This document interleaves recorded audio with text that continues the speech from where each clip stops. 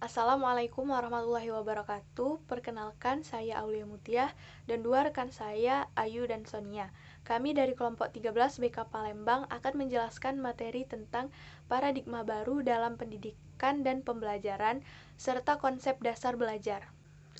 Baiklah, pada kali ini saya akan menyampaikan materi tentang paradigma baru dalam pendidikan dan pembelajaran. Banyaknya kritik dari para pakar pendidik, orang tua siswa, masyarakat, sampai tokoh masyarakat membuat perubahan pada paradigma lama ke paradigma baru. Mereka mengkritik karena pada saat itu proses pembelajaran hanya berkutat pada siswa yang hanya duduk, mendengarkan, berusaha memahami dan mengingat materi atau informasi yang diberikan oleh gurunya di kelas, serta mengeluarkan kembali informasi yang dia dapat bila diperlukan.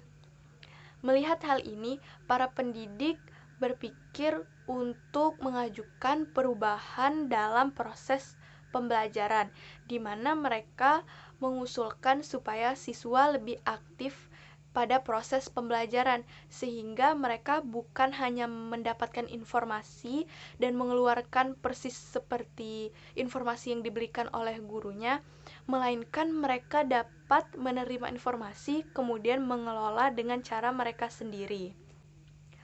Karena adanya keinginan untuk membuat siswa lebih aktif dan interaktif dalam proses pembelajaran, lahirnya paradigma baru, sehingga membuat perbedaan yang mencolok antara paradigma lama dan paradigma baru. Salah satu contohnya yaitu paradigma lama hanya meminta siswa bekerja dengan individualistis, sedangkan di paradigma baru, siswa diminta untuk bekerja sama atau bekerja tim supaya timbul interaksi antara satu dan yang lainnya.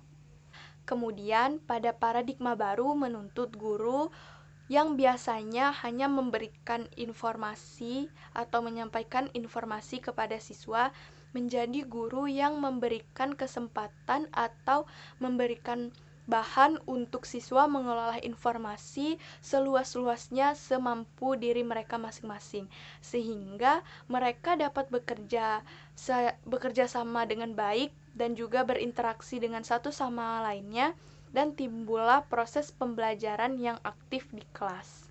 Di sini saya akan menjelaskan tentang esensi belajar. Apa esensi dari proses belajar? Kembali kepada makna dari kata belajar berdasarkan Kamus Besar Bahasa Indonesia, yaitu berusaha memperoleh kepandaian atau ilmu berdasarkan makna tersebut. Proses belajar adalah proses untuk memperoleh suatu ilmu. Sewaktu kita masih bayi dan masih digendong oleh orang tua, kita tidak mengetahui apa-apa tentang dunia. Disitulah proses belajar dimulai, tanpa kita sadari, dengan wujud yang masih mungil dan pikiran masih sangat jauh dari kata sempurna. Kita berusaha belajar untuk mengenali dunia ini, belajar apa yang kita rasakan, belajar apa yang kita lihat, belajar mengenali suara yang kita dengar perlahan tapi pasti. Seiring waktu, kita sudah mulai mengetahui apa-apa yang ada di sekitar, sudah bisa membedakan kucing dan anjing, membedakan warna-warna pelangi, mengenali huruf alfabet, menghitung dari 1 sampai 10 dan seterusnya. Hingga kita sudah bisa mengenali konteks permasalahan yang rumit saat dewasa ini. Semua melalui proses belajar, baik belajar dalam bentuk informal maupun formal. Keduanya adalah hal yang baik jika disajikan dalam bentuk yang baik. Tanpa belajar, kita tidak akan mengetahui apa-apa. Tanpa belajar, kita tidak bisa berbuat apa-apa.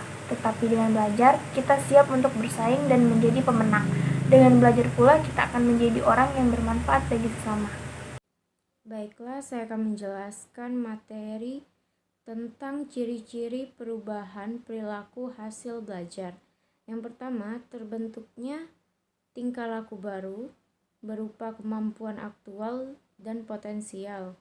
Kedua, kemampuan baru tersebut berlaku dalam waktu yang relatif lama. Ketiga, kemampuan tersebut diperoleh melalui usaha.